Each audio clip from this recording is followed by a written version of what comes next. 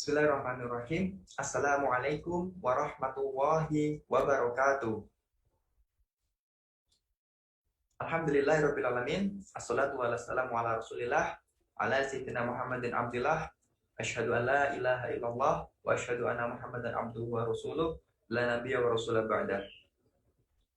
Segala puji bagi Allah, Tuhan semesta alam. Alhamdulillah pada kesempatan sore hari ini kita masih diberikan oleh Allah kenikmatan baik berupa iman, Islam, sehat walafiat, sehingga kita masih bisa mendatangi jamuan-jamuan istimewa di bulan suci Ramadan ini yang sudah dipersiapkan oleh Allah Subhanahu wa taala. Insya Allah kita hari ini masih dibersamai Ustadz Fahri Abu Hatih, dan alhamdulillah beliau sudah berada terkoneksi dengan kita. Nah, baik jemaah sekalian, marilah senantiasa kita berselawat kepada junjungan kita, uswatun kita, suri teladan kita, Nabiullah Nabi Muhammad SAW, dan insya Allah kelak kita nantikan syafatnya beliau di yaumul hisab. Jamaah kajian online PKM Pemasanggata di hari yang ke-10 bulan Ramadan hari ini, alhamdulillah kita masih bisa dipertemukan dalam kajian online di KM Pemasanggata. Ya insya Allah kajian kita ini akan dilaksanakan secara rutin selama bulan suci Ramadan di waktu menjelang berbuka. Baik, jemaah sekalian, semoga kita adalah termasuk golongan orang-orang yang produktif yang senantiasa memanfaatkan waktu-waktu kita untuk kebaikan, untuk mencari ilmu, untuk melakukan ibadah di bulan suci Ramadan ini tentunya, sehingga kelak saat bulan Ramadan ini meninggalkan kita tidak menjadi orang yang menyesal karena kita sudah memanfaatkan waktu-waktu kita dengan baik di bulan suci Ramadan tersebut. Baik, dalam rangka mendatangi jamuan istimewa dari Allah Subhanahu wa taala, Yayasan Insan Mulia DKM Pemasanggata memfasilitasi jamaah sekalian dalam kegiatan pasar amal Ramadan. Nah, ada apa di dalamnya? Yang pertama ada wisata belanja untuk yatim dan duafa senilai 300.000 per paket, kemudian peduli guru ngaji senilai 250.000 per paket. Untuk selanjutnya sembako untuk duafa senilai 200.000 per paket, tebar Al-Quran senilai 100.000 per paket, dan yang terakhir investasi tanah rumah Al-Quran senilai 300.000 per paket. Baik, jamaah sekalian yang ingin mengikuti pasar amal Ramadan tersebut bisa menghubungi Bapak Rian di nomor 081 1226 0040. Nah, kemudian bagi jamaah yang mungkin mempunyai anak remaja atau balita, nah DKM Pemasanggata juga menggelar Pama Gema Islami. Nah, lomba-lomba tersebut di dalamnya ada lomba adzan, lomba tahfidz juz 29, pil kecil, dan video singkat ungkapan cinta kepada orang tua. Baik, jamaah kajian online DKM Pemasanggata, mungkin kita pernah mendengarkan tausiah atau ceramah dari ustadz atau ustazah favorit kita semua, atau bahkan kita membaca artikel-artikel tentang krisis moral yang berada di lingkungan masyarakat tempat kita tinggal. Nah, mungkin dari anak yang durhaka kepada orang tuanya, murid yang kehilangan adab dengan gurunya, atau muslim atau muslimah yang kehilangan rasa malunya. Nah, mereka mengikuti gaya-gaya hidup yang itu merupakan gaya-gaya hidup orang yang non-muslim. Nah, yang seharusnya itu semua tidak perlu dilakukan. Baik, jamaah sekalian, mungkin itu semua bisa terjadi karena kita sudah jauh dari tuntunan Nabi kita atau Rasul kita Nabi Muhammad SAW. Nah, sebagai umat Muslim seharusnya kita harus prihatin atas fenomena tersebut. Nah, Bapak Ibu sekalian, untuk tema kajian kita pada sore hari ini, insya Allah sangat cocok dengan fenomena tersebut, yaitu Al-Quran dan revolusi akhlak. Kira-kira ada apa saja di dalamnya? Insya Allah kita masih dibersamai oleh Ustadz Zuhairi Abdul Fadli LC, dan alhamdulillah beliau sudah bergabung dengan kita di Zoom meeting pada sore hari ini. Mari kita sapa dulu beliau. Halo Ustadz, Assalamualaikum. Waalaikumsalam warahmatullahi wabarakatuh. Gimana kabarnya Ustadz pada hari ini? Sehat Ustadz? Alhamdulillah sehat Mas. Alhamdulillah khair. Baik Ustadz, terima kasih Ustadz masih meluangkan waktunya untuk kita Ustadz. Kita saling Ustadz. Alhamdulillah. Baik, jamaah sekalian, seperti biasanya, insya Allah kita akan awali tausiah dari beliau, kemudian ada sesi tanya jawab. Silakan bagi jamaah yang mungkin ada pertanyaan, persiapkan pertanyaan jamaah sekalian. Bagi yang berada di Zoom meeting nanti bisa bertanya langsung atau bisa via room chat. Kemudian bagi jamaah yang online melalui Facebook, nah bisa juga memberikan pertanyaannya di kolom komentar.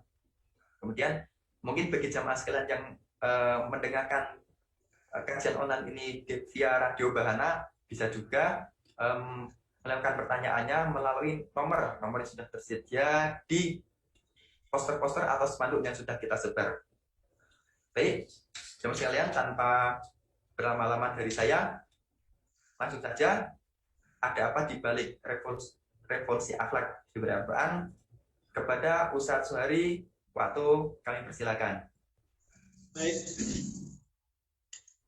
Bismillahirrahmanirrahim. Assalamualaikum warahmatullahi wabarakatuh. Waalaikumsalam warahmatullahi wabarakatuh. Innal hamdalillah nahmaduhu wa nasta'inuhu wa nastaghfiruh wa natubu ilayhi wa na'udzu bihi min shururi anfusina wa min sayyiati a'malina may yahdihillahu fala mudilla lahu wa may yudlil fala hadiya lahu. Asyhadu an la ilaha illallah wahdahu la syarika lahu wa asyhadu anna Muhammadan abduhu wa rasuluhu la nabiyya wa la rasula ba'dahu.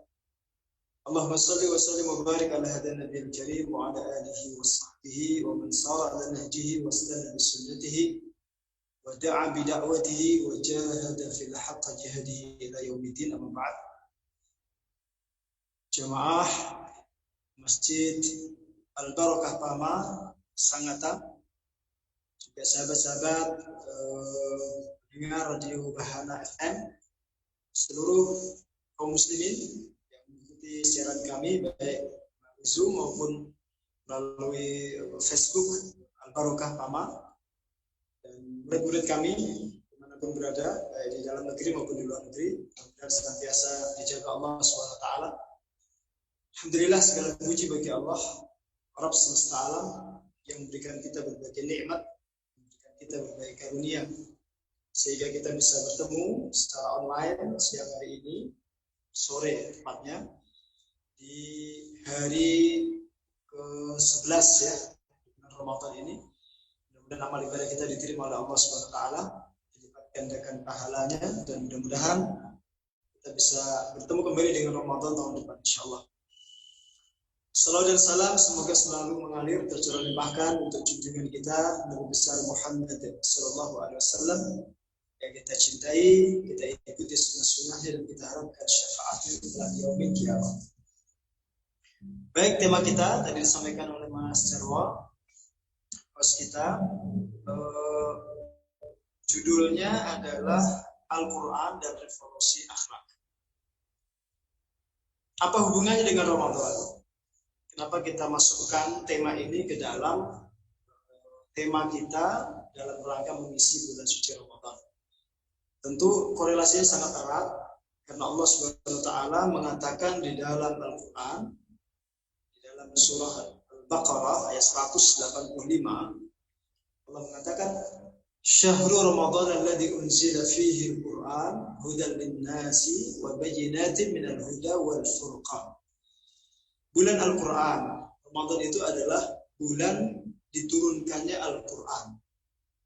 Al-Quran itu kata Allah Subhanahu wa taala, hudal linnas, petunjuk bagi manusia, wa bayyinatin minal huda wal furqan, penjelasan dari petunjuk itu dan al-furqan, pembeda. Allah juga mengatakan di surah Al-Qadar yang menandai adanya peristiwa Lailatul Qadar, kata Allah, inna anzalnahu fi lailatul qadar. Wa ma adraka ma lailatul qadri? Lailatul qadri khairun min alfi syahr. Sesungguhnya kami telah menurunkannya. Jadi maksudnya di sini, dhamir di sini adalah Al-Qur'an. Sesungguhnya kami telah menurunkannya pada malam Al-Qadar. Tahukah kamu apa malam Al-Qadar itu? Malam Al-Qadar itu kata Allah.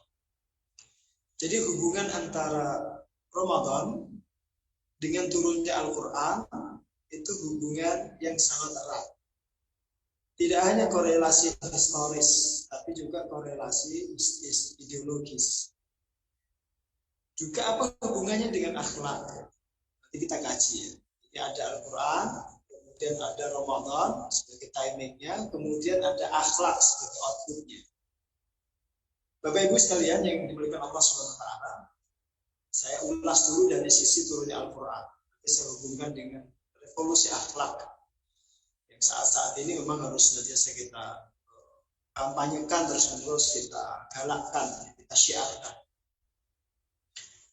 Kita sepakati bahwa bulan Ramadan ini adalah bulan Al-Quran. Al-Quran diturunkan untuk pertama kali dari Allah Subhanahu wa taala ya, ke Baitul Ma'mur. Satu riwayat ke Baitul Izzah itu di malam Al-Qadar. Malam Al-Qadar itu menurut pendapat yang paling rajih, saya membaca dari kitab Ar-Rahiqul Makhtum tulisan Syekh Safiur Rahman Al-Mubarakfuri, itu terjadi pada malam 21 Ramadan. Pada malam 21 bulan Ramadan. Ada yang mengatakan malam 17, makanya di setiap tanggal 17 Ramadan itu diperingati sebagai nuzulul Quran. Tetapi kata Syekh Safiur Rahman, yang tepat itu adalah malam 21. Yang tepat itu malam 21 bulan Ramadan. Jadi tentu pada tahun pertama kenabian, hitungnya adalah tahun pertama. Kenapa kata beliau, kenapa malam 21?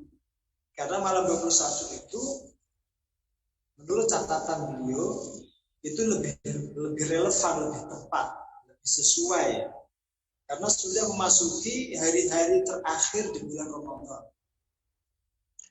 10 hari terakhir di bulan Ramadan itu diyakini menjadi timing terjadinya Lailatul Qadar. Kalau malam 20, malam 17 itu belum masuk 10 hari terakhir. Yang kedua, 17 Ramadan itu lebih tepat disebut sebagai waktu atau timing terjadinya perang Badar, bukan nuzulul Quran. Betul, di perang Badar itu disebut Yaumal Furqan, Yaumal Taqal Jam'an. Hari Al-Furqan, yaitu hari pertemuan dua pasukan besar. Betul disebut dia disebut sebagai Yaumul Furqan, hari Al-Furqan. Tapi Furqan di situ yang dimaksud bukan Al-Quran. Tapi Furqan di situ yang dimaksud adalah hari pembeda, hari pemisah antara Ahlul Haq, para sahabat Nabi yang jumlahnya ketika itu 313, dengan Ashabul Batil yang dipimpin oleh Abu Sufyan dan kawan-kawannya, orang-orang musyrik Makkah, yang jumlahnya ketika itu sekitar 1000 pasukan. Disebut sebagai hari pembeda atau hari pemisah itu karena momentum terjadinya perang Badar itu betul-betul membalik kompas sejarah. Ya, dia menjadi pembeda betul, tampak jelas betul mana yang kafir, mana yang beriman, mana yang hak, mana yang batil. Maka kenapa di perang Badar itu kemudian disebut Yaumul Furqan. Jadi kurang tepat kalau Yaumul Furqan itu yang dimaksud adalah hari Al-Quran. Bukan. Jadi kata Syekh Safiur Rahman Al-Mubarakfuri di kitab Ar-Rahiqul Makhtum. Nanti mungkin bisa ditelaah lebih lanjut. Malam 21 dan seterusnya, kalau kita membaca di dalam beberapa kitab, Rasul mengatakan taharru lailatul qadri. Cari-carilah Lailatul Qadar. Cari-carilah oleh kalian. Jika ditanya oleh para sahabat, kapan kami mencarinya ya Rasulullah? Maka diberikan penjelasan oleh Rasulullah. Rasul mengatakan fil ashril awakhir min Ramadan. Di 10 hari terakhir bulan Ramadan. Jadi Lailatul Qadar itu terjadi di 10 hari terakhir. Itu kata Syekh Syafi'i Rahman. Ala-kulli hal, pertama kali Quran turun ke langit bumi, ke Baitul Izzah, itu terjadi di bulan Ramadan. Kalau itu semua ulama sepakat. Adapun tanggalnya mereka berselisih, itu tidak jadi masalah. Mereka semua sepakat bahwa Quran itu pertama kali diturunkan jumlatan wahidah secara global, ya, turun dari Allah ke Baitul Izzah itu di bulan Ramadan. Adapun nanti turun secara bertahap tadrijian kepada Rasulullah SAW, satu persatu ayat demi ayat itu selama 22 tahun, 2 bulan, 22 hari. Atau kalau dibulatkan 23 tahun. Sejak Rasul berusia 40 tahun, datang nubuah, kenabian itu, sampai Rasul wafat usianya 63, kurang lebih. Kalau ditempatkan itu 62, 2 bulan, 22 hari. Tapi para ulama biasanya menggenapkan itu menjadi 63 tahun, kurang lebih. Jadi nanti turun bertahap pada Rasulullah selama 22 tahun sekian bulan itu. Ya, itu turunnya secara bertahap. Tapi turun pertama kali secara jumlatan wahidah, secara utuh, secara global itu di bulan Ramadan. Pertanyaannya, kenapa yang terpilih bulan Ramadan? Dari 12 bulan yang ada itu kenapa umpamanya Allah nggak milih bulan Dzulhijjah? Bulan pelaksanaan haji, padahal itu juga bulan mulia, bahkan termasuk Ashhurul Hurum, bulan-bulan yang mulia, bulan haram. Kenapa tidak umpamanya di bulan Rajab? Atau kenapa tidak di bulan Maulid, Rabiul Awal, di mana Rasulullah SAW dilahirkan ketika itu, sehingga untuk mengingatnya lebih mudah. Gitu. Kalau Maulid itu, ya selain ingat dengan kelahiran Rasul, juga ingat dengan turunnya Quran. Ini ada satu rahasia.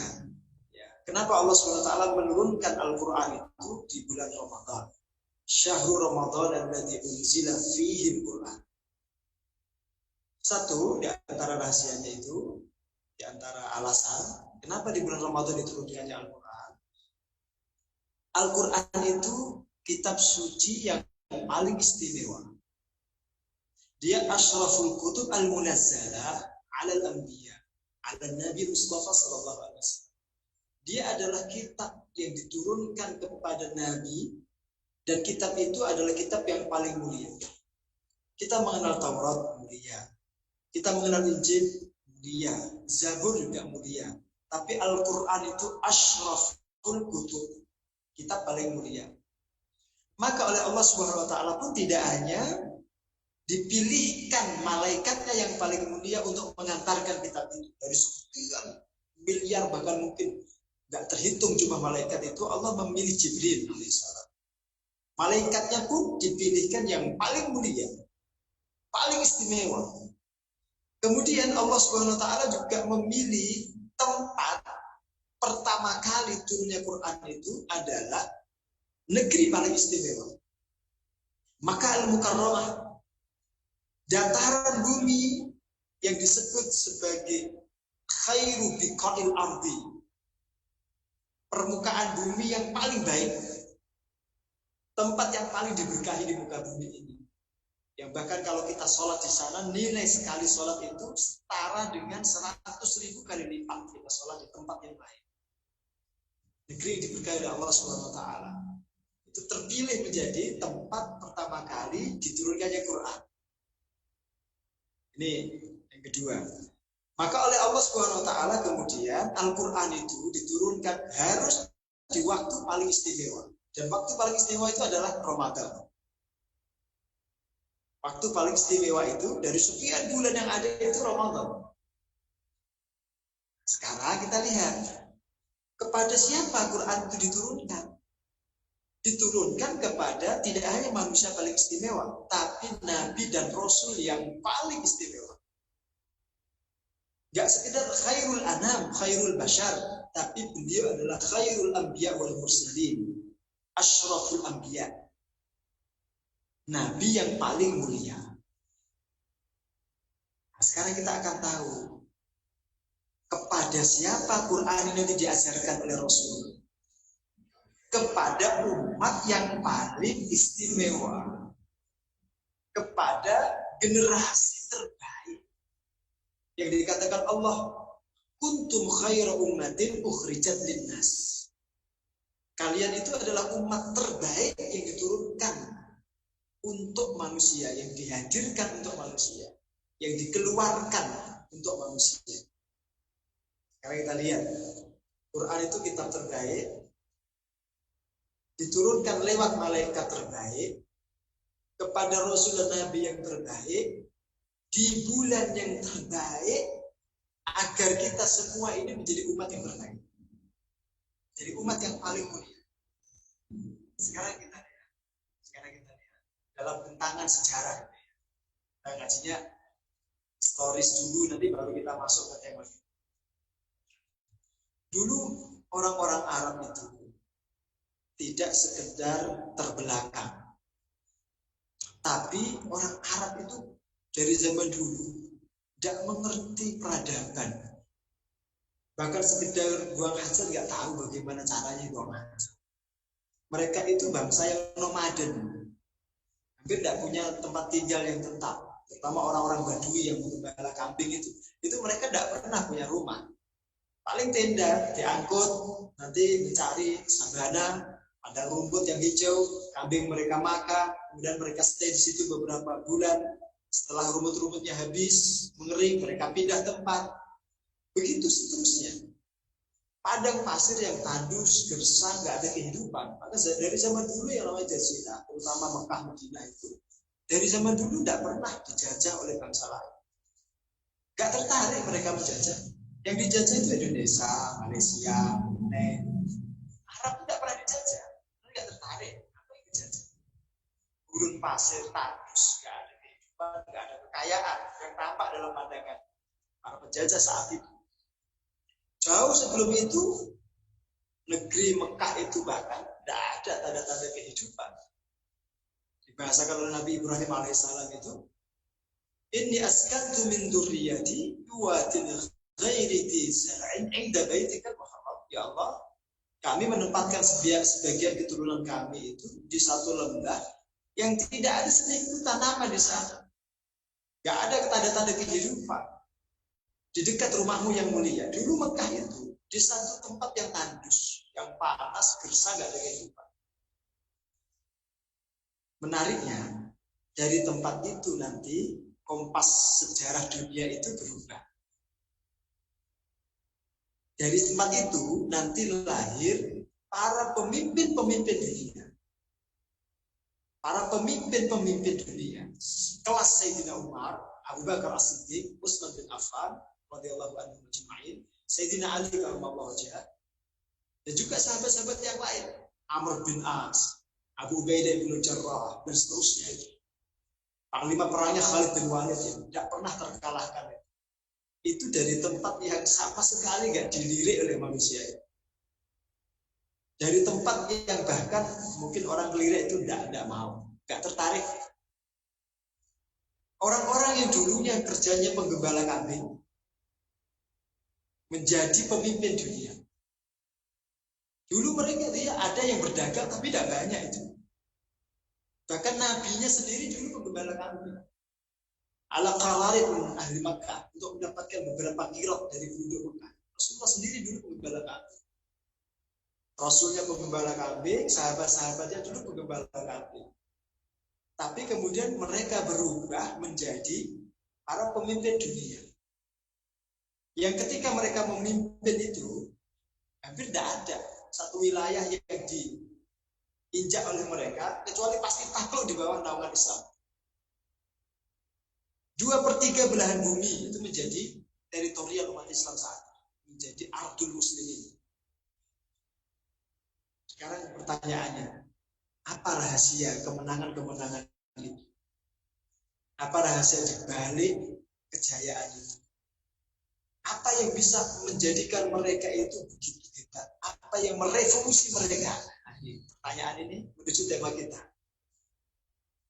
Ya, maka kalau bahasa Salihin Abu Isudin itu kawan saya dari Seragen yang nulis buku itu, From Zero to Hero.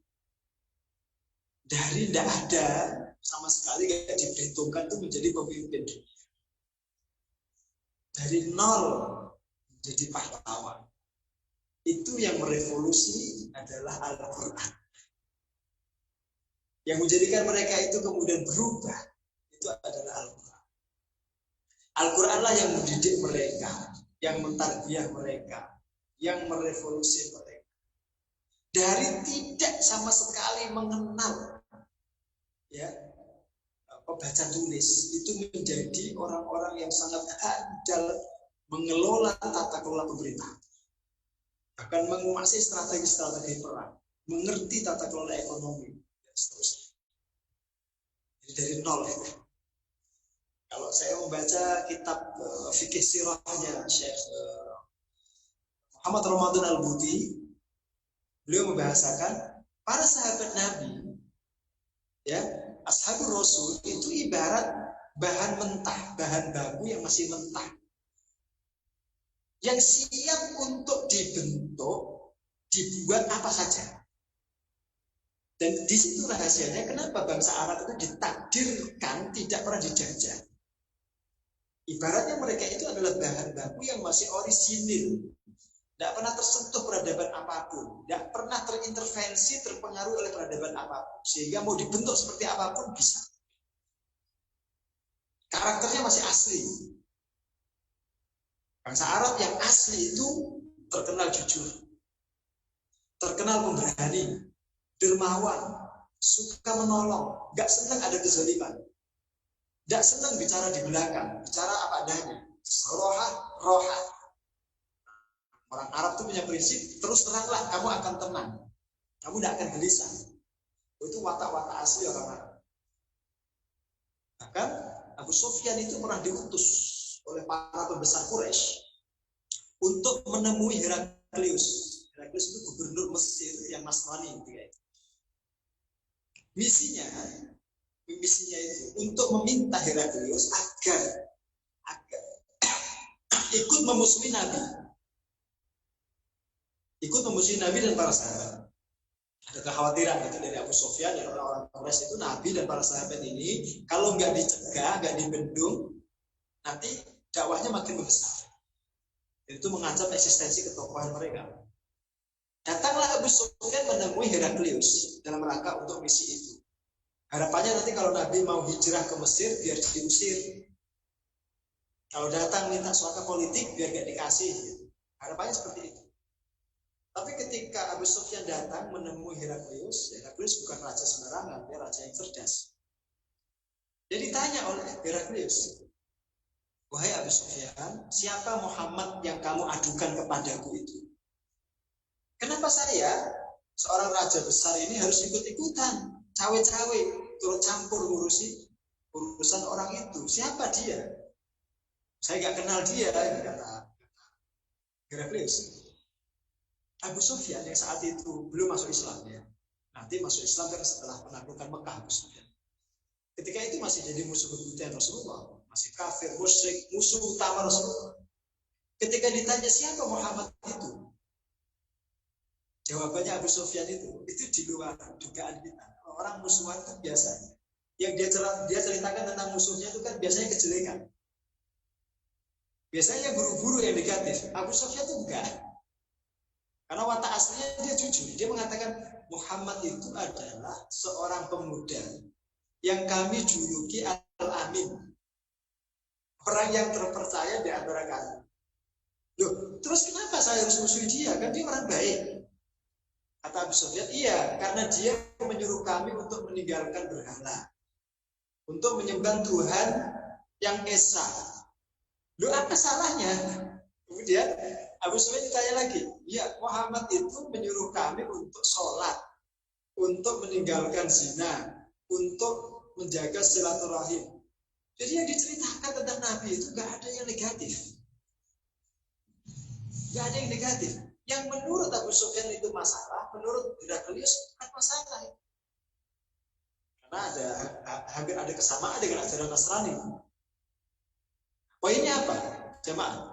Watak asli orang Arab itu jujur, tidak bisa bohong. Sekalipun dia bermusuhan, dia nggak mungkin mengatakan sesuatu yang tidak sesuai fakta.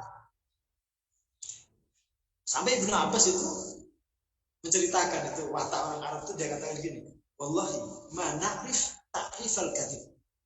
Demi Allah kami orang Arab itu tidak pernah mengerti bagaimana cara berbohong itu. Definisi bohong kami nggak tahu.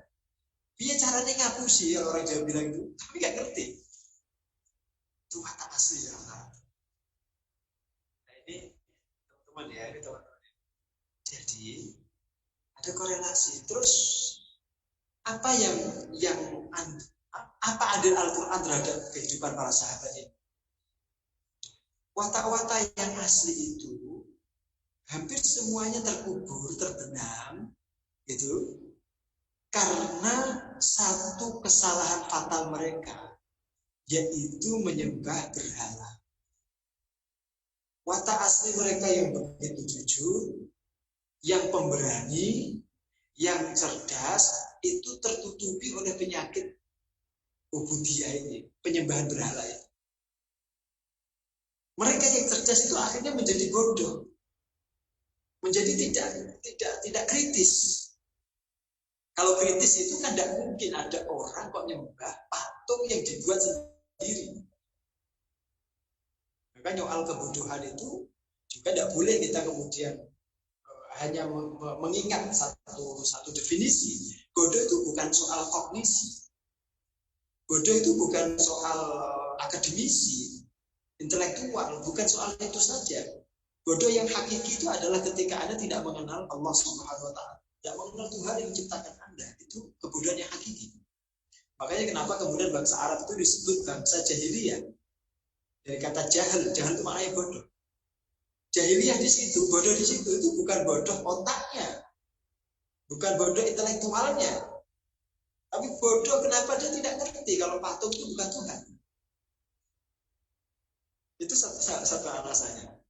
Dari situ nanti akan muncul penyakit-penyakit yang lain.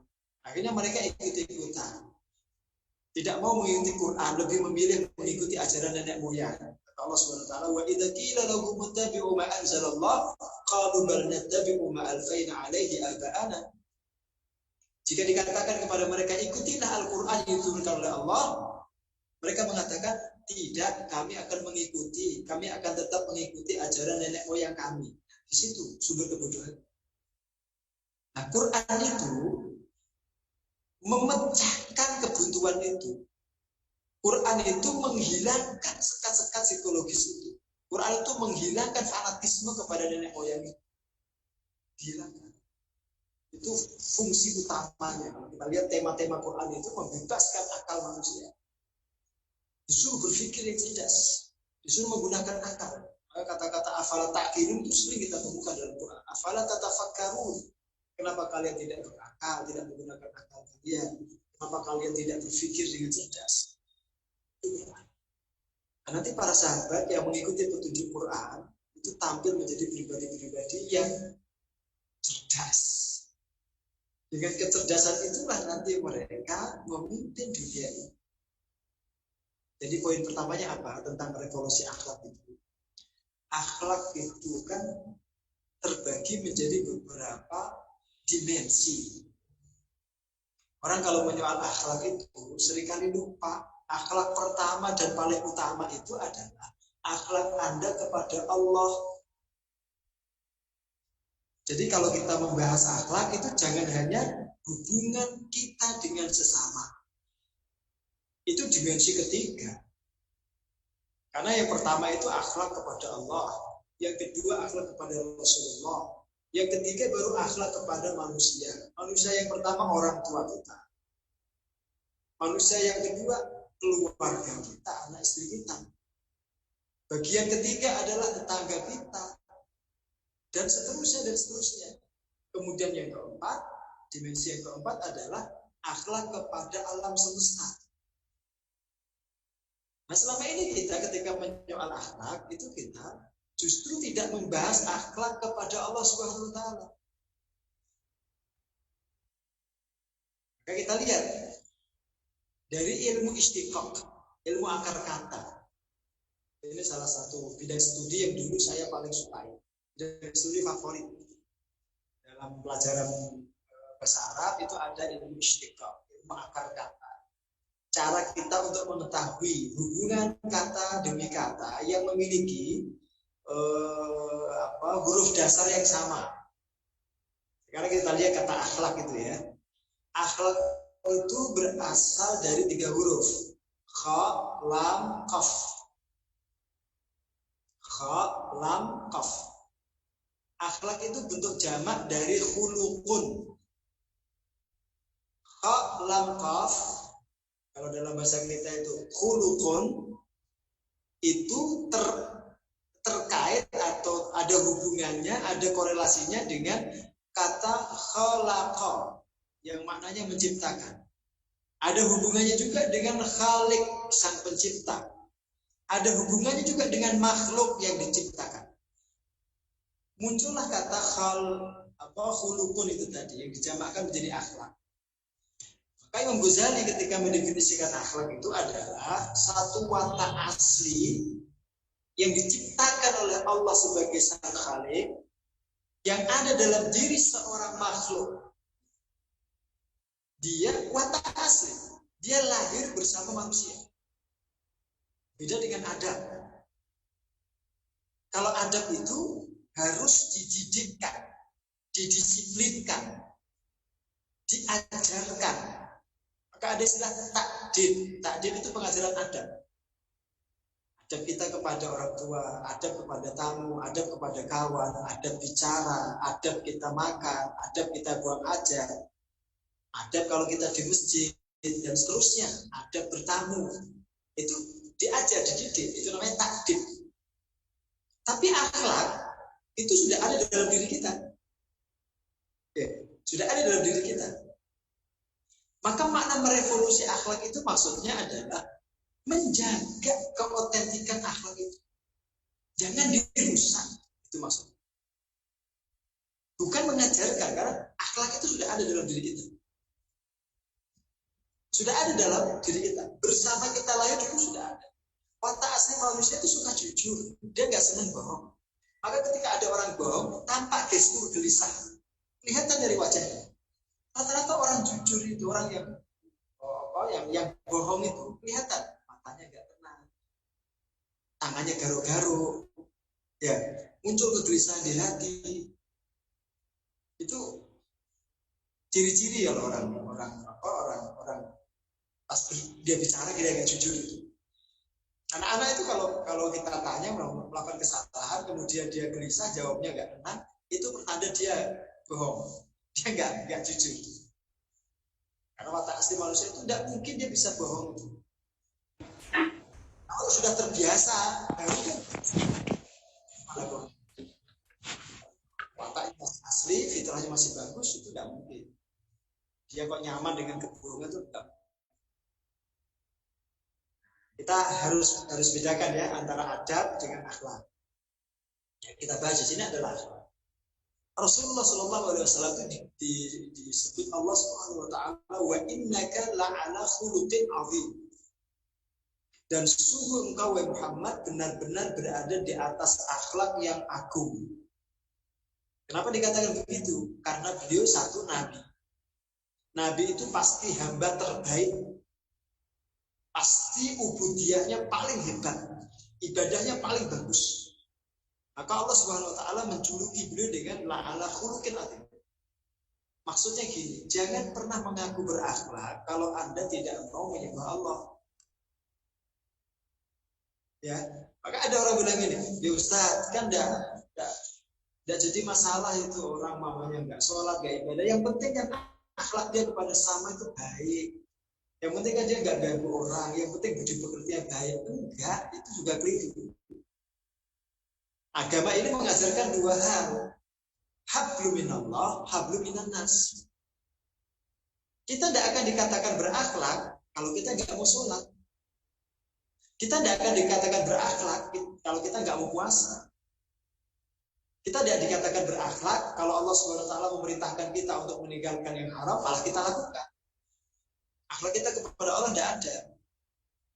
Termasuk akhlak kita kepada Rasulullah nggak ada. Disuruh Rasul ini dan itu kita nggak mau taat. Maka jangan mengatakan orang itu berakhlak. Ya, orang yang tidak menyembah Allah tidak berakhlak. Maka Allah sampai menyebut orang kafir itu dengan sebutan yang sangat sadis itu. Bahasanya itu wajah itu. Kalau bahasanya itu keras. Kata Allah, hum kal an'am bal hum adallu sabila. Binatang ternak. Bahkan mereka lebih rendah lagi, lebih tersesat lagi. Sekarang saya mau tanya, teman-teman ya, jamaah semua. Ada enggak kita lihat hewan, sapi umpamanya, yang menyembah sesama sapi? Enggak ada. Enggak ada. Sapi nyembah sapi itu enggak ada. Tapi manusia nyembah sapi itu banyak. Di India, di negeri kita, di beberapa tempat di negeri kita itu banyak yang nyembah sapi. Nyembah hewan itu banyak.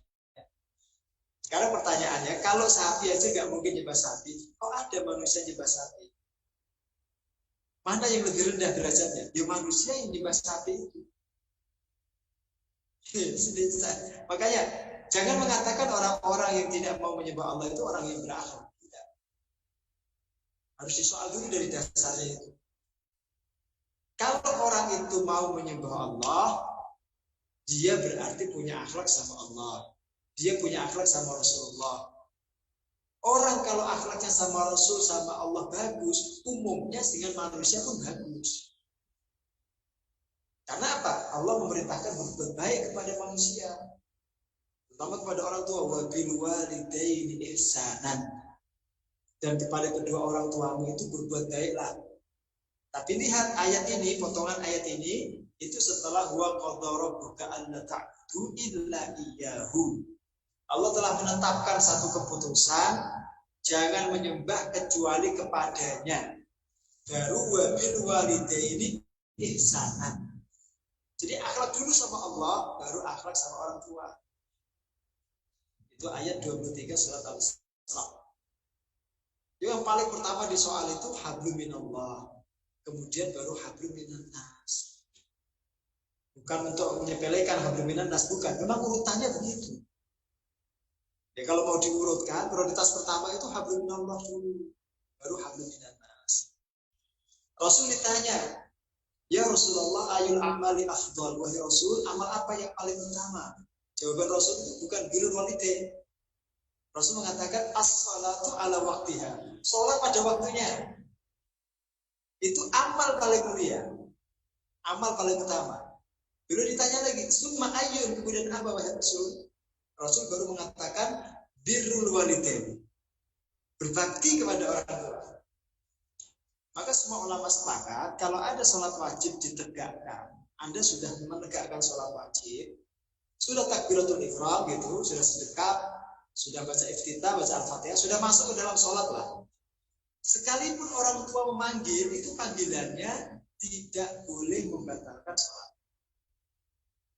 Tidak boleh menjadikan Anda membatalkan sholat. Kenapa? Karena hubungan dengan Allah itu lebih diutamakan daripada hubungan dengan manusia. Nah, sekarang orang menyoal akhlak, tapi tidak menyoal ke sini. Dipotong gitu, dipotong ekornya. Ya, dipotong ekornya. Hanya yang disoal itu akhlak dengan sesama manusia.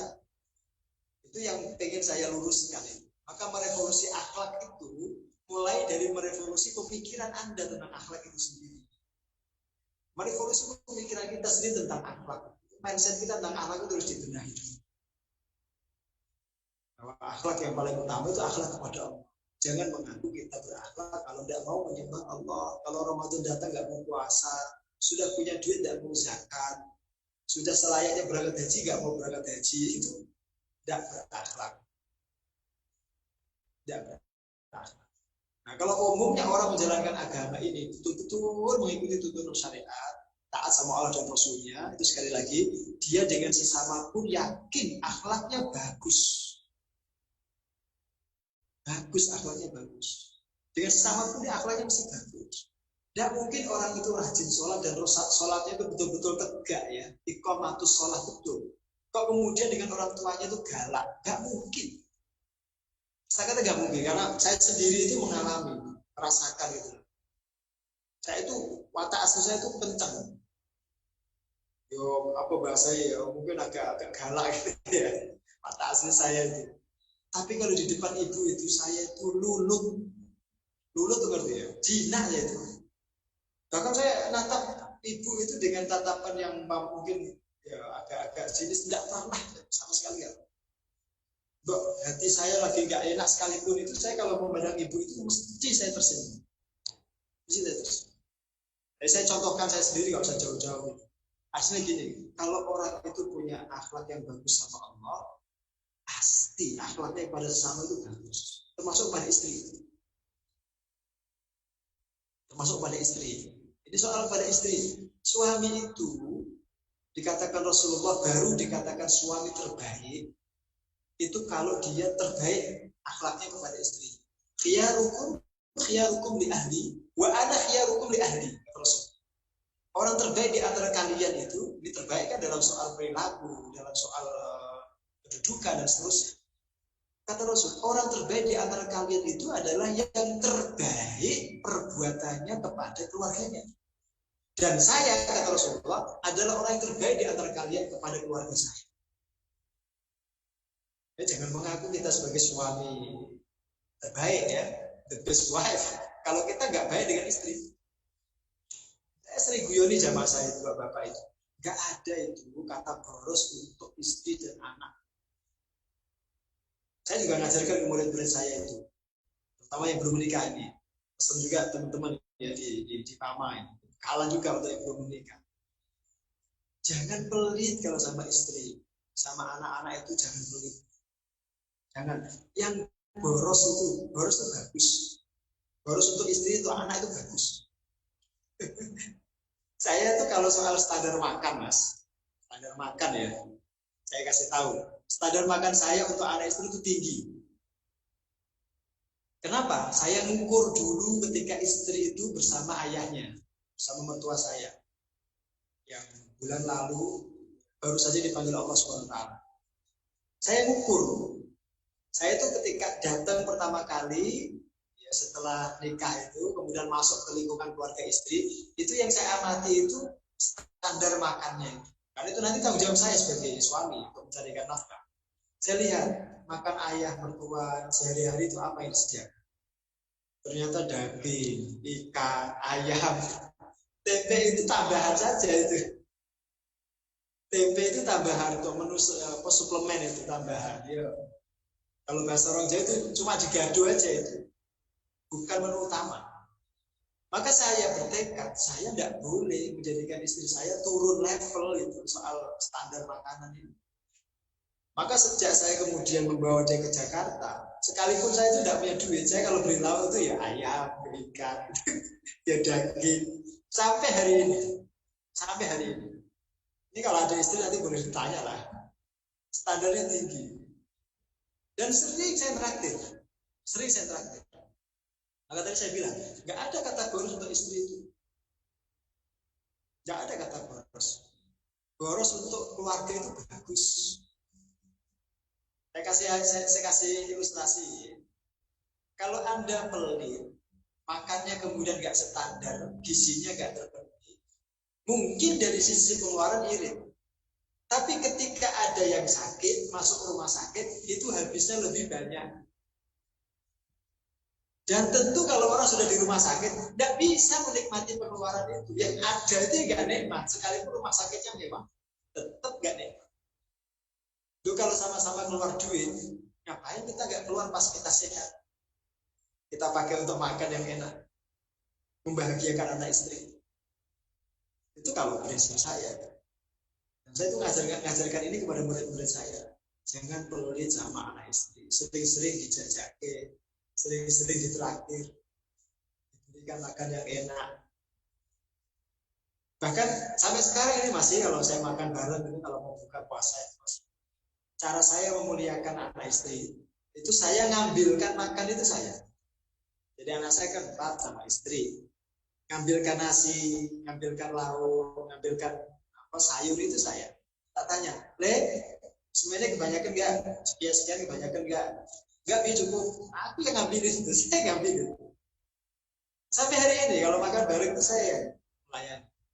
Kenapa anak-anak itu saya layani begitu? Saya berusaha untuk memberikan mereka itu keteladanan. Kalau dengan anak itu yang bagus, dengan anak itu yang lembut, dengan istri itu yang sayang. Nanti mereka kalau punya keluarga juga niru begitu. Niatan saya itu begitu. Yang kedua, saya yakin anak-anak saya itu nanti menjadi orang-orang yang mulia. Memuliakan orang-orang mulia sejak dini itu bagian tugas kita. Siapa tahu nanti anak-anak kita itu menjadi presiden, menjadi menteri, menjadi bupati. Sejak kecil sudah kita muliakan. Kalau kita ngambilkan nasi, mereka itu ngambilkan nasi calon presiden, ngambilkan nasi menteri, ngambilkan nasi calon bupati. Maksud saya itu begitu. Maka ini di pondok pun begitu. Pondok kami itu gratis. Yang nggak mampu, yang yatim itu gratis. Yang mampu silahkan bayar sekuat tenaga, sebisanya. Meskipun gratis, kami tidak main-main itu menyiapkan gedung, menyiapkan fasilitas itu udah. Nggak mau kami pondok gratis terus fasilitasnya ala kadarnya nggak mau. Kenapa? Karena visi misi kami itu mencetak kader ulama. Di mana-mana yang namanya ulama itu harus dimuliakan. Sejak dia belajar, tolabul ilmi, nyantri itu harus dimuliakan. Itu prinsip kami. Itu prinsip kami. Jadi kalau kita memangnya menyoal akhlak itu dimensinya luas sekali. Luas sekali. Dulu di lingkungan kami ini di perumahan, rumah saya dengan pondok itu kan dekat sekali. Itu ketika Ramadan seperti ini belum membudaya nganter tetangga untuk buka puasa, itu belum membudaya. Pertama kali saya tinggal di sini 2013. Waktu saya masih ikut merintis di Ibnu Abbas. Pesantren Ibnu Abbas. Itu kami belum ada itu budaya kirim tetangga untuk buka puasa. Sekarang ini hampir tiap hari itu tetangga itu saling gantian gitu. Dimulai dari mana? Ya dari keteladanan, dicontohkan.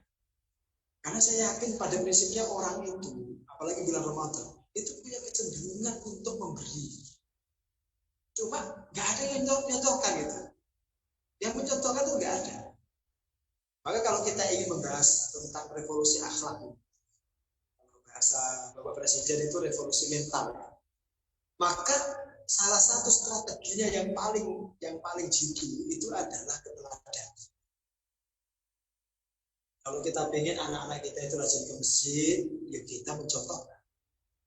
Kalau kita ingin anak kita itu hafal Quran, ya paling tidak orang tuanya itu tiap hari dibuka Quran, bukan WhatsApp, bukan HP.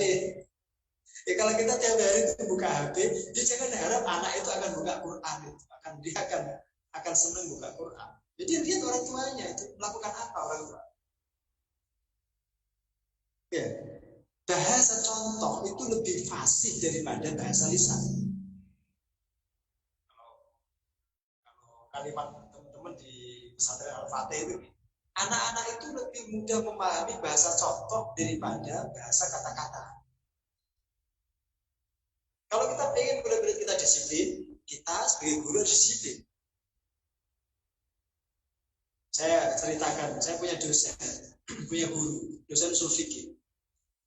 Ini yakin Ustaz Munif itu kenal, Ustaz Hamid Tohari itu yakin kenal.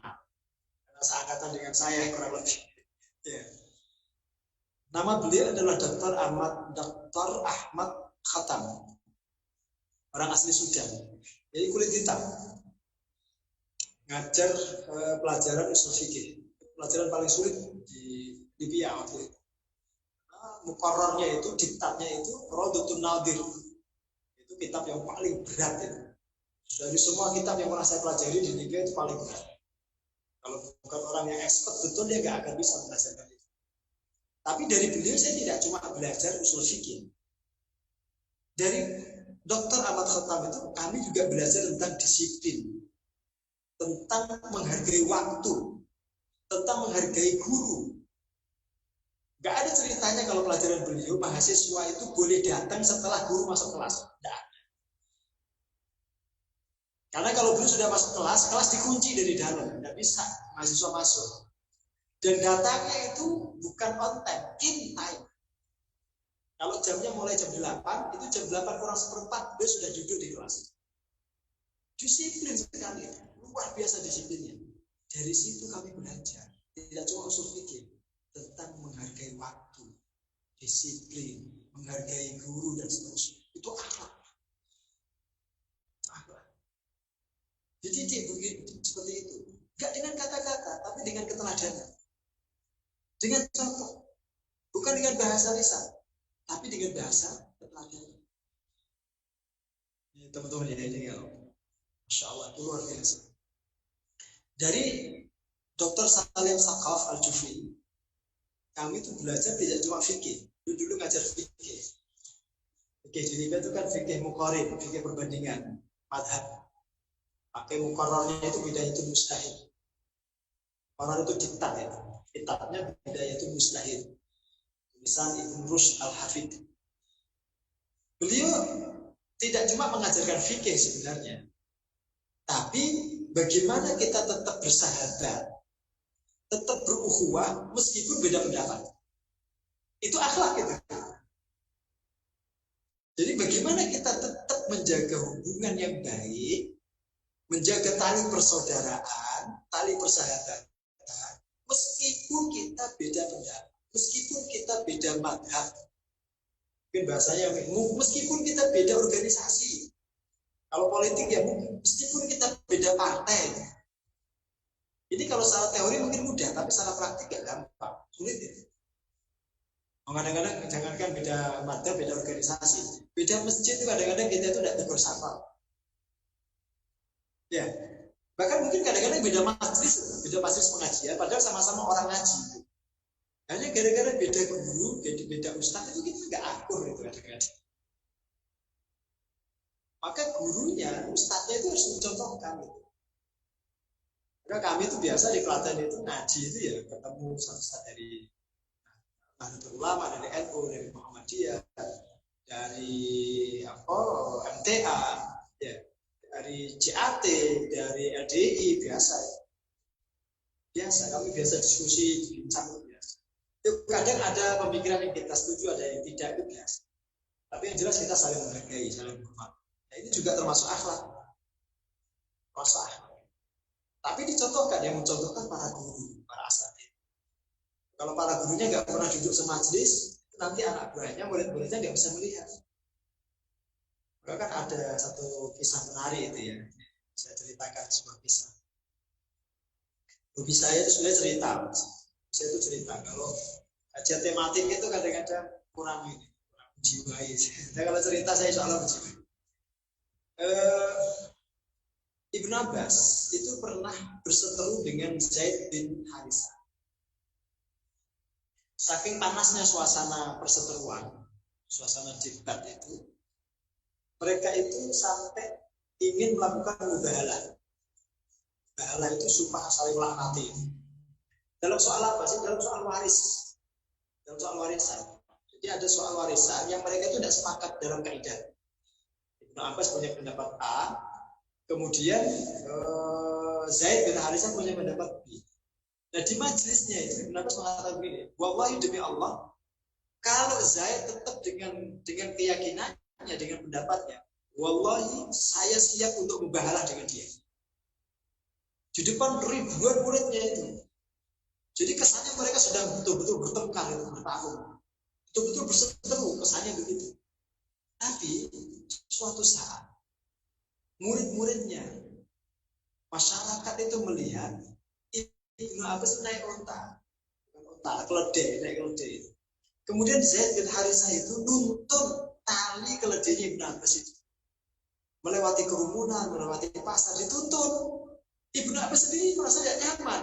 Seorang ulama kok kok nuntun Ibnu Abbas yang notabene saat itu masih junior sekali, masih muda sekali. Maka Ibnu Abbas itu pakai campur gimana gak enak itu. Dilihat orang banyak. Zaid itu nuntun tali keledainya Ibnu Abbas. Terus Ibnu Abbas minta berhenti. Sudah. Syekh, tolong, jangan kamu lakukan itu. Saya tidak nyaman, tidak enak. Dia kemudian turun, Ibnu Abbas itu, kemudian meminta kepada Zaid. Baik Zaid, kemarinkan tanganmu. Perlihatkan tanganmu. Terus Zaid itu menunjukkan tangannya. Oleh Ibnu Abbas kemudian dipegang langsung dicium. Di depan banyak orang. Maka sejak itu murid-muridnya, masyarakat yang melihat, tahu kalau mereka itu ternyata tidak bermusuhan.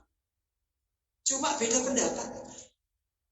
Buktinya ketika mereka ketemu itu ya akur, berakulah, bahkan cium tangan, seterusnya.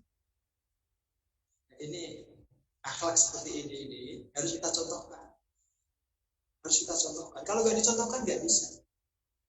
Sekarang orang itu asal beda pendapat seolah-olah musuh, seolah-olah seteru, tidak bisa akur. Kenapa? Karena ustadznya, kiainya juga nggak pernah mau ketemu duduk satu majelis. Maka ini saya menghimbau, menyerulah teman-teman para asatidz, para ulama, perlu kita contohkan murid-murid kita, gitu ya, jamaah kita. Kalau kita itu cuma beda pendapat, jadi bukan bermusuhan. Bahkan dalam sunyi kita itu saling mendoakan. Dalam sunyi, dalam kesendirian kita, di mihrab kita masing-masing itu kalau kita sholat malam, kemudian selesai menunggu subuh itu kita berdoa, kita saling mendoakan itu. Rabbana ighfir lana wa li ikhwanina alladziina sabaquna bil iman wa la taj'al fi qulubina ghillan lil ladzina amanu innaka rahim. Ya Allah Tuhan kami, ampunilah dosa kami dan dosa orang-orang yang telah mendahului kami dengan iman. Dosa siapapun saudara kami yang telah mendahului kami dengan iman. Jangan engkau biarkan dalam hati kami itu ada ghil, ada dengki, ada dendam, ada benci kepada sesama orang beriman. Itu doa kita. Dan ini akhlak, termasuk akhlaknya para ulama itu. Tidak pernah ada benci dengan sesama ulama. Tidak pernah iri, hasud, dengki dengan sesama ulama. Itu akhlak. Kalau ulamanya sudah mencontohkan seperti ini, insya Allah murid-muridnya juga akan itu. Insya Allah. Nah, ini dimensi. Jadi akhlak pada Rasul, pada Allah, pada Rasul, pada orang tua, pada ulama, kepada sesama. Bahkan termasuk pada tetangga. Ini saya contohkan. Rasul mengaitkan akhlak kepada tetangga itu dengan iman. Rasulullah, man kana yu'minu billahi wal yawmil akhir falyukrim dhaifahu falyukrim jarahu. Barang siapa mengaku beriman kepada Allah dan hari akhir, hendaklah ia memuliakan tetangganya. Hendaklah ia memuliakan tamunya dan seterusnya. Coba perhatikan. Gara-gara kulkas, Mas. Sekarang ini gara-gara kulkas ya. Apa Ustaz tiba-tiba ngomong tentang kulkas ya? Jadi gara-gara kulkas sekarang kita itu sulit berbagi dengan tetangga. Karena apa saja yang kita punya kita masukkan kulkas. Pulang pengajian dapat snack, turahan snack di pengajian itu masuk kulkas. Dikirim orang tua karena banyak nggak habis, masuk kulkas. Ada sisa sambal, kita buat sambal agak banyak, ternyata nggak habis, sambal masuk kulkas. Apa saja itu dimasukkan kulkas. Bahkan sampai itu kemarin saya habis pengajian itu ditanya sama jamaah, ada daging korban itu masih ada sampai sekarang. Udah habis tahun loh, masih ada di kulkas. Itu fitnahnya kulkas itu, gara-gara kulkas itu kita nggak berbagi. Ini merusak akhlak ini kulkas itu, merusak akhlak.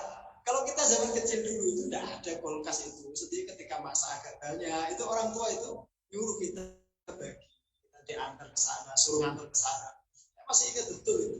Kalau Ramadan ini terutama itu, masya Allah, itu tiap sore itu kita disuruh wirawiri itu ngantar, apa istilahnya ya, ya hadiah lah gitu ke tetangga, ke orang tua dan seterusnya. Ini saya sering mencontohkan sampai daging kurban itu seperti fosil, Mas. Seperti batu bara di Sangatta itu loh. Saking kerasnya itu loh di freezer itu kan banget buruknya akhlak kita. Itu bukan sekedar apa ya, bukan sekedar bakhil, tapi lebih daripada itu. menyimpan sesuatu yang tidak berguna. Tuh, kalau orang bakhil itu menyimpan sesuatu yang berguna. Kalau menyimpan sesuatu yang tidak berguna itu di bawahnya bakhil. Tuh, kalau barang-barang itu tidak berguna, itu umumnya orang tuh dikasihkan sama orang lain. Umumnya. Ini enggak, itu masih disimpan. Kecewa ya. Nanti setelah pengajian ini kulkasnya bahkan dikasihkan sama orang. Tidak usah dipakai. Tidak usah dipakai itu merusak akhlak. Coba Ibu, terakhir ya, sebagai pengantar ya, 5 menit lagi Mas ya. Ada satu ancaman yang saat ini sedang mengintai anak-anak kita, terutama 12 bulan pasca pengumuman pandemi ini. Anak-anak kita itu diminta kemudian di rumah saja, tidak sekolah. Bahkan masih beberapa masjid itu yang tidak membolehkan anak-anak ikut ke masjid. Ada ancaman. Ketika anak itu nggak sekolah, kemudian belajarnya daring, online, kemudian anak difasilitasi HP. Mohon maaf, HP itu betul teknologi, tapi HP itu setan gepeng. HP itu setan gepeng, jangankan anak-anak, orang tua saja itu rusak akhlaknya gara-gara HP. Para suami itu jadi tidak melihat istrinya cantik gara-gara di Instagram itu ada yang lebih cantik. Jadi kalau bapak-bapak itu sebaiknya itu jangan mendownload aplikasi Instagram. Karena di Instagram itu wajah itu jadi bening semua. Sementara kalau kita nengok istri, wajahnya butek. Akhirnya istri nggak kelihatan cantik. Udah, nggak usah dipakai di Instagram, nggak usah dibuka. Bahaya. Anak-anak apalagi. Anak sebelum usia 18 tahun, itu jaringan otaknya belum sempurna. Kalau dia terpapar pornografi, bubar otaknya. Rusak otaknya. Kalau dia terpapar game online, kecanduan game online, dia tidak bisa fokus, tidak bisa konsentrasi. Bahkan tidak bisa menghargai waktu. Waktu itu habis dipakai main game. Seharian. Kok gak ngaji Mas? Ntar, belum over katanya. Gamenya belum over. Itu apalagi kalau dia mabar, itu main bareng dengan teman-temannya. Kadang-kadang rusuh kata-katanya. Ada pornografi yang mengancam. Ada gift-gift itu yang ya, cenderung porno. Nah, anak-anak itu kemudian terbiasa dengan ini. Sehingga melihat orang telanjang, wanita yang tidak pakai pakaian, itu dianggapnya biasa. Jika sama orang tuanya sendiri berani, maka Bapak Ibu, kita berdoa lah ya mudah-mudahan nanti habis Ramadan ini anak-anak itu sekolah normal kembali, bisa masuk kembali ke sekolah. Bukan apa-apa, kita nggak nolak teknologi itu enggak. Ya, kita ngaji dengan online ini sebenarnya juga bisa itu. Kalau ngaji dengan online seperti ini, cuma dapat ilmunya, keberkahan majelisnya nggak dapat. Apalagi keberkahan cium tangan ustadznya itu nggak bisa. Jadi kalau ketemu kan bisa cium tangan ustadznya, minta doa langsung, melihat wajah ustadznya dari dekat. Nilai keberkahannya itu tidak bisa didapatkan. Maka sebenarnya kita nggak nolak teknologi, tapi ada sesuatu yang mengancam di gadget kita masing-masing, di HP kita masing-masing, terutama untuk anak-anak kita. Soal anak TK, anak SD itu sekarang sudah difasilitasi HP oleh orang tua. Ada ancaman akhlak di situ. Ada ancaman pornografi di situ. Maka saran saya ke orang tua, dikencengi doa.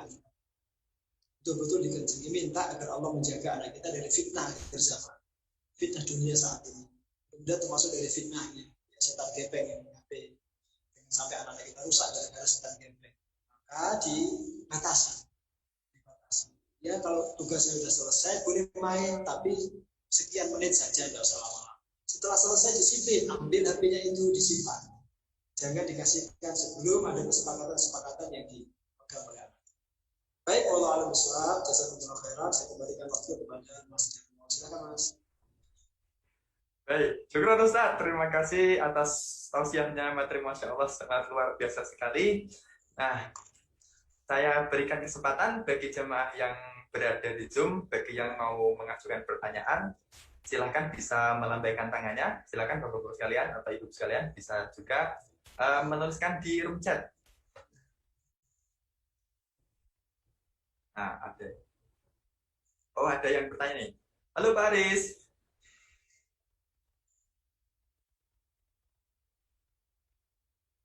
Halo Mas Aris, silakan. Oh ya, Halo, halo, gimana Pak Aris? tes. Sudah Oh, sampai? Ya, masuk. mau ditutup sama Mas Jarwo mic-nya, boleh ngomong. Baik, Alhamdulillah. Makasih, Ustaz. Makasih, Mas Jarwo. Udah dikasih kesempatan untuk buka mic. Memang kalau Ustaz sudah storytelling itu serasa waktu cepat sekali ya. Jadi, memang request-nya harusnya banyak cerita nih, Mas Jarwo, ke Ustaz hari ini. Jadi kita bingung ternyata waktunya udah habis gitu. Dan terkaget-kaget waktu materi yang terakhir kulkas membawa perusak akhlak itu perlu dimasukin ke indosiar. Baik, mungkin satu pertanyaan dulu tadi sempat saya catat di chat atas terkait dengan revolusi akhlak. Nah, ternyata revolusi akhlak adalah mengembalikan kita ke watak asli yang sebenarnya dikaruniakan oleh Allah gitu. Kalau bahasanya ISQ itu suara hati gitu kan.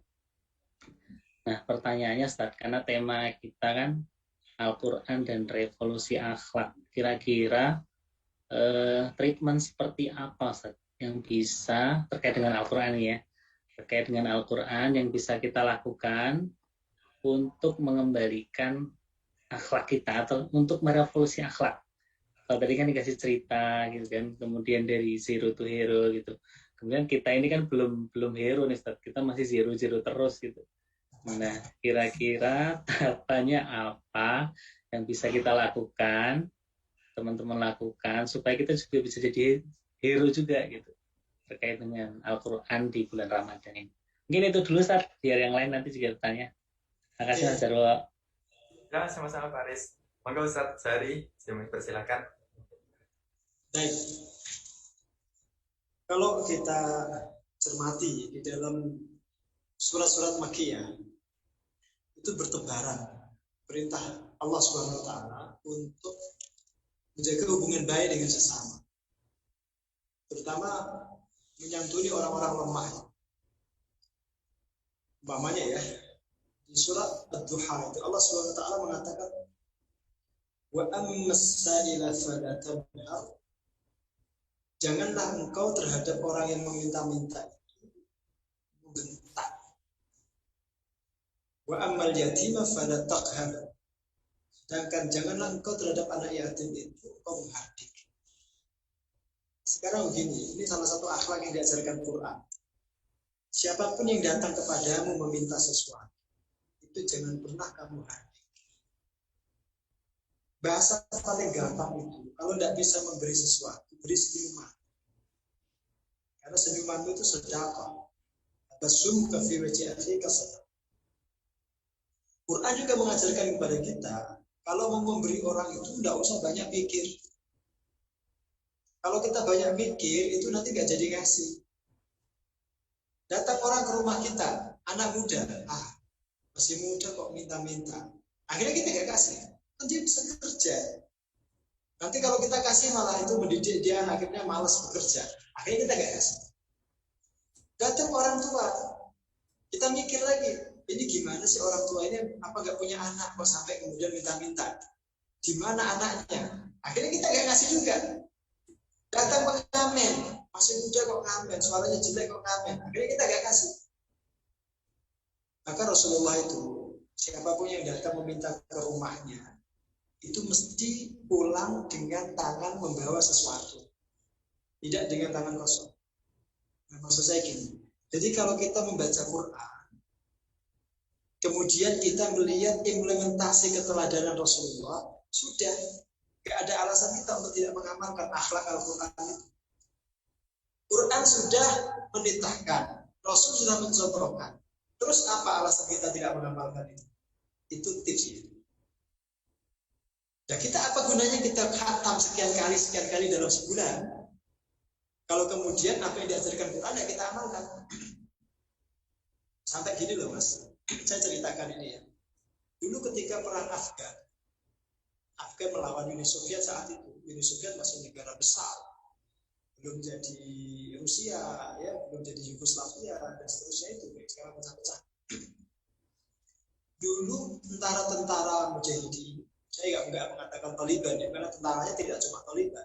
Tentara Afghanistan saat itu banyak mujahidin, banyak faksi lah, banyak kelompok. Ada satu kelompok mujahidin saat itu menangkap seorang wartawati dari Inggris. Namanya kalau nggak salah itu Maria Margareta. Kalau nggak salah saya, tapi kalau salah mungkin bisa dikoreksi. Nah, ketika ditangkap, statusnya kan tentu tawanan perang. Apalagi identitasnya dia orang Inggris. London kan kafir ya. Nah, ketika ditawan itu, Maria Margareta ini diperlakukan selayaknya tawanan perang dalam syariat Islam. Apa perlakuannya itu? Perlakuan kepada tawanan perang, terutama yang wanita itu, tidak boleh disentuh. Tentara mujahidin nggak boleh kholwat, berduaan, ikhtilat, berdekat-dekatan, tidak boleh. Meskipun statusnya itu tawanan, loh. Tidak kemudian langsung ujung-ujung jadi budak wanita itu, enggak. Keputusan jadi budak itu nanti kalau selesai perang diputuskan oleh panglima, distatuskan budak atau dihukum mati. Pokoknya sebelum ada status itu tidak boleh. Yang kedua dalam syariat itu, kalau ngasih makan budak, ngasih makan tawanan perang, itu kata surat Al-Insan, ya, itu disuruh ngasih makanan yang disukai. Wa yut'imuna at-ta'ama 'ala hubbihi miskinan wa yatiman wa asiran. Penduduk surga itu punya kebiasaan ketika di dunia itu wa yut'imuna at-ta'am, memberi makan ala hubbihi, makanan yang dia sukai, yang disukai, bukan makanan yang tidak disukai, makanan favorit. Kepada siapa? Miskinan, orang miskin, wa yatiman, yatim, wa asira, dan orang yang dijadikan tawanan perang. Jadi sekaligus statusnya tawanan perang, Maria Margareta ini diberi makanan yang paling istimewa. Apa itu? Roti yang paling empuk dikasih daging tengahnya. Sementara mujahidin sendiri itu makannya roti khas Afghanistan itu, yang kalau mau makan itu digergaji dulu, karena keras digergaji, dipotong-potong kecil-kecil, ditaruh di dalam baskom, dituangnya air panas, gitu. Merekah, mengembang begitu, baru kemudian dimakan, dicocoli dengan salad atau dengan saus. Itu roti Afghanistan, dan itu setiap hari dilihat oleh Maria Margareta itu, sampai kemudian dia memberanikan diri untuk bertanya, saya ini kan tawanan, kalian prajurit, harusnya makanan kalian lebih tinggi daripada saya. Pertanyaannya gitu, kenapa kalian justru memperlakukan saya itu seperti ratu di sini, seperti tamu istimewa? Terus tentara mujahidin itu nggak menjawab dengan kata-kata. Di saudari Quran dibukakan ayat 8 surat Al-Insan itu. Silakan kamu baca. Kasih yang terjemahan bahasa Inggris. Ketika dibaca itu, dia baca terjemahnya, masuk hidayah di dalam hatinya, Mas. Ini agama yang selama ini saya anggap agama barbar. Agamanya orang-orang teroris, orang-orang radikal. Ternyata kok ajarannya semulia ini. Akhirnya dia masuk Islam. Kemudian mengubah namanya menjadi Maryam Jamilah. Jadi coba ini, suasana perang kepada tawanan perang loh. Tapi seorang mujahidin yang betul-betul mengamalkan Quran itu menjadi pintu hidayah bagi orang kafir. Ini saya ceritakan lagi ini. Ada seorang imam muda di London, di Inggris. Ini pokoknya kalau nggak dikasih peringatan, nanti akan cerita terus sampai Isya. Ada imam muda, Mas. Biasanya kalau nggak ada pandemi gini kan teman-teman tuh disebar ya. Ada yang ke Eropa, ada yang ke Australia, ada yang ke Amerika, ada yang ke Asia. Saya dapat jatah ke Korea itu hampir setiap tahun. Makanya saya lama kan nggak ke Sangatta, nggak ke Palma. Dan tugasnya ke Korea Selatan setiap Ramadan sebulan full. Ini ada seorang imam muda itu ngimami di London. Biasa kalau saya pun kalau di Korea itu biasa saya keluar jalan ke mall atau jalan ke taman atau diajak teman-teman untuk sekedar jalan-jalan itu pakai gamis gini mas biasa, pakai gamis, pakai sepatu, pakai kopiah. Tujuannya apa? Agar nggak neko-neko. Karena pakaian itu menjadi pengekat, menjadi apa istilahnya hijab. Kita nggak mungkin pakai gamis gini kalau kemudian masuk mall terus nakal, nggak mungkin. Apalagi masuk tempat-tempat yang nggak benar, nggak mungkin. Itu kalau mau masuk tempat-tempat yang nggak benar mesti ganti kaos itu, ganti kostum, ganti jeans, ganti kaos. Umumnya gitu. Nah, imam muda ini, kawan kita ini, ketika dia mau pergi ke masjidnya dari mesnya itu ya, dari apartemennya itu mau ke masjid, dia naik bis. Tampilannya ya seperti imam itu, dia pakai gamis, pakai kopiah, pakai bawa tas kecil. Biasanya kalau di Korea itu kalau masuk bis kan ada yang pakai kartu, ada yang bayar duit. Ada yang manual, ada yang pakai kartu. Kartunya juga nggak kartu itu di HP itu ada itu, ditempelkan itu. Nah ini karena imam muda ini bukan asli orang sana, dia belum punya itu kartu untuk top up bayar bis itu, maka dia bayar dengan uang, dengan manual. Dia bayar sekian sterling gitu, dikasihkan ke sopir. Nah, oleh sopir kemudian dikasih kembalian. Ya, anak muda ini nggak perhatikan, dia langsung kemudian mencari tempat duduk, dia duduk. Setelah duduk itu dihitung kembaliannya, ternyata lebih 10 sen. Ternyata lebih 10 sen. Anak muda ini mikir uang 10 sen itu antara dikembalikan dengan enggak, itu dari sejak dia masuk bis duduk itu sampai di depan halte masjidnya. 10 sen ini saya kembalikan enggak ya? Itu dia pikir itu sampai dia nggak bisa tidur.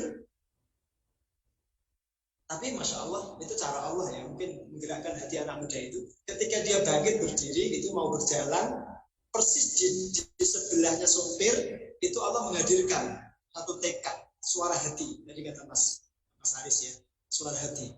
Dari hati yang paling dalam, kembalikan itu, meskipun cuma 10 sen, karena itu bukan uang. Akhirnya anak muda itu berhenti, dia ngerogoh tasnya, dia ngambil 10 sen dikembalikan. Pak sopir, ini uang Anda tadi kelebihan 10 sen. Sopirnya itu nengok, dia lihat anak muda itu, kemudian dia berhenti, dia handrem, dia berhentikan bisnya itu, dia matikan mesinnya.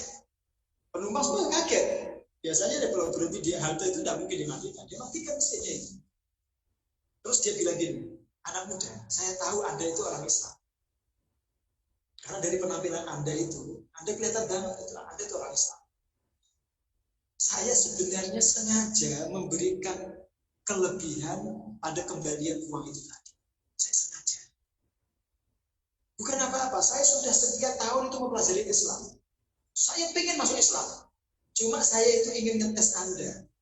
Anda kalau jujur, saya akan masuk Islam hari ini. Tapi kalau Anda tidak jujur, tidak mengembalikan uang itu, saya tidak akan mungkin masuk Islam. Anak muda ini kok kagetnya minta ampun. Innalillahi wa inna ilaihi raji'un. Dia istighfar, astagfirullah. Andai saya tidak kembalikan uang 10 sen itu, maka saya telah menjual agama saya dengan murah. Ya Allah, untunglah Allah untuk memberikan saya suara hati untuk membalikan uang itu. Dan ini temanya apa sih? Temanya Al-Quran di surat At-Taubah ayat 111, 113. Ya ayyuhalladzina amanu taqullaha wa kunu ma'as-shadiqin. Wahai orang-orang yang beriman, bertakwalah kalian kepada Allah dan tetaplah bersama orang-orang yang jujur. Tetaplah bersama Ka'ab bin Malik, tetaplah bersama Murarah, tetaplah bersama Hilal yang saat itu sampai dihukum Rasul didiamkan selama hampir 50 hari. Gara-gara gak ikut perang Tabuk, tapi mereka tetap jujur, dia tidak pernah berbohong. Akhlak Quran. Dan pada prinsipnya orang Islam itu jujur. Kehidupan sehari-hari lah yang merusak. Hedonisme, materialistik, dunia, keinginan dapat jabatan, dan itu yang merusak akhlak. Maka sekali lagi ya, revolusi akhlak itu tema yang sebenarnya tema yang harusnya senantiasa kita kaji. Mengembalikan kita kepada jati diri kita sebagai seorang muslim yang jujur, yang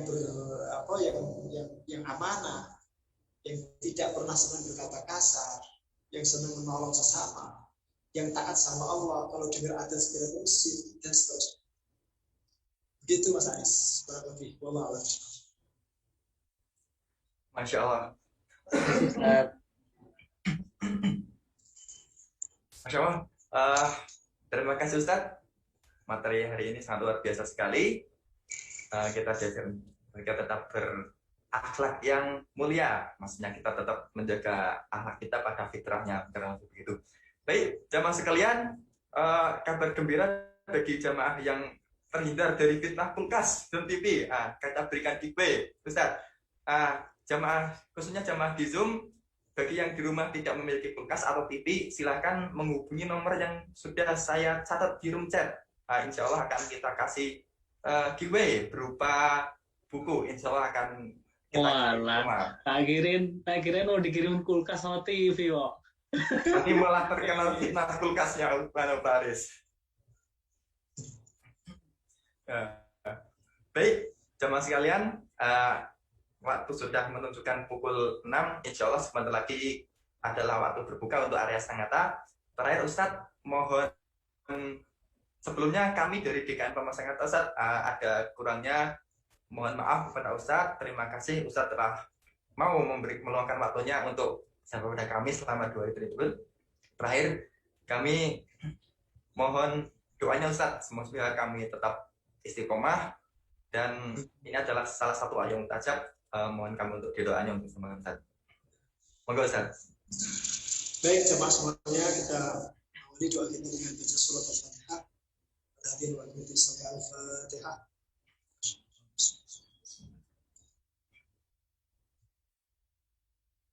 Ya na'budu.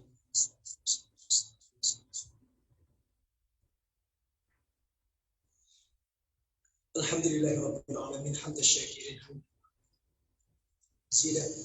ya Rabbana lakal hamdu wa syukru Allahumma taqabbal minna innaka antas samiul alim wa tub alaina innaka antat tawwabur rahim. Allahumma taqabbal minna salatana wa siyamana wa sujudana wa tasbihana wa tahlilana wa takhashu'ana wa tadarru'ana wa tammim taqsirana bi rahmatika. اللهم اغفر لنا ولوالدينا وارحمهم كما ربونا صغارا. ربنا اغفر لنا ولاخواننا الذين سبقونا بالايمان ولا تجعل في قلوبنا غلا للذين امنوا رحيم. ربنا هب لنا من لدنك ذرية طيبة انك سميع الدعاء. ربنا هب لنا من ازواجنا وذرياتنا قرة اعين واجعلنا للمتقين اماما. ربنا هب لنا من الصالحين. ربنا هب لنا من الصالحين. ربنا هب لنا من الصالحين برحمتك يا ارحم الراحمين. اللهم اقسم لنا من خشيتك ما تحول به بيننا وبين معصيتك ومن طاعتك ما تبلغنا بها جنتك ومن اليقين ما تهون به علينا مصائب الدنيا ومتعنا اللهم باسماعنا وابصارنا وقواتنا ما احييتنا واجعله الوارث منا واجعل ثارنا على من ظلمنا وانصرنا على من عادانا ولا تجعل مصيبتنا في ديننا ولا تجعل الدنيا أكبر همنا ولا مبلغ علمنا ولا إلى النار مصيرنا برحمتك يا أرحم الراحمين. اللهم إنا نسألك الهدى والتقى والعفاف والغنى. اللهم إنا نسألك رضاك والجنة ونعوذ بك من سخطك والنار.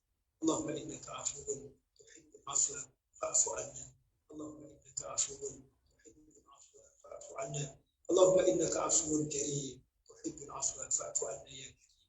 ربنا آتنا في الدنيا حسنة وفي الآخرة حسنة وقنا النار. سبحان ربك رب العزة عما يصفون وسلام على المرسلين والحمد لله رب العالمين. Jazakumullah khairan. Terima kasih. Mohon maaf kalau ada kata yang kurang berkenan. Bisa berjumpa di lain kesempatan. Salam untuk semua jemaah baik di Pama maupun di Sangatta secara umum. Assalamualaikum warahmatullahi wabarakatuh. Waalaikumsalam warahmatullahi wabarakatuh. Terima kasih banyak Ustaz. Baik jemaah sekalian, kita cukupkan kajian sore ini pada kesempatan ini. Marilah kita tutup dengan hamdalah dan doa kafaratul majlis. Alhamdulillahirabbil alamin. Subhanallah wa bihamdihi asyhadu an la ilaha illa anta astaghfiruka wa atubu ilaik. Dari saya kurang dan lebih mohon maaf. Wassalamualaikum warahmatullahi wabarakatuh. Assalamualaikum warahmatullahi wabarakatuh.